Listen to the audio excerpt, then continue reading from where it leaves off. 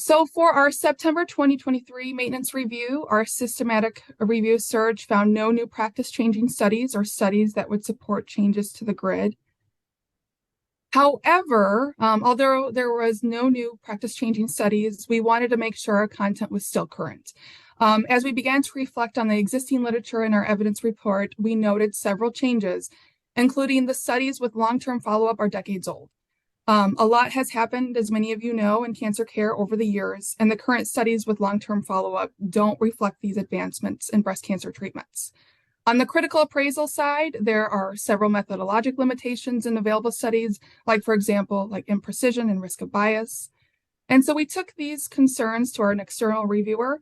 She felt strongly that providing patients with population-based numbers may be confusing, given that many patients are now offered prognostic testing. So this testing allows for more personalized survival estimates based on individual factors.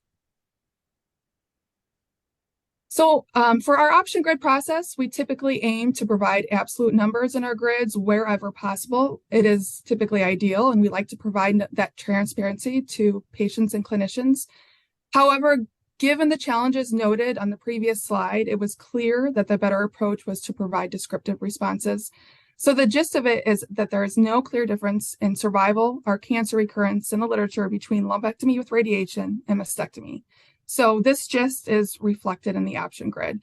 So at top here, you see the September 2022 version with the numbers, and at bottom here, you see the descriptive responses. This is what you guys are all using right now. So this is just a fuller version of it on product.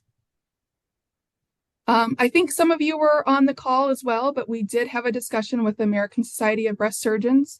They seem to be in agreement with the approach for the qualitative responses and did send an email blast out to their members promoting the decision aid to their members. I think this was at the beginning of October.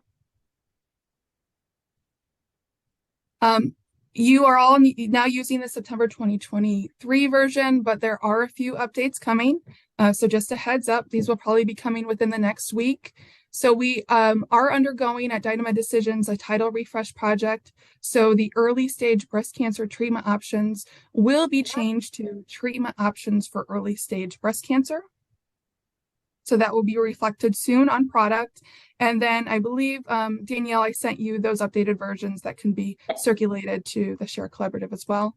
Great. And another change coming to the product is a change to the How Long Will I Live FAQ.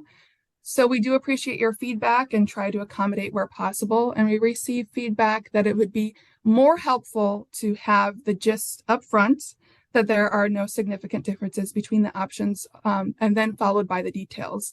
So we did make that change. So the top version is the September 2023 version, and then below is the November 2023 version. And this is something that will go live on product soon.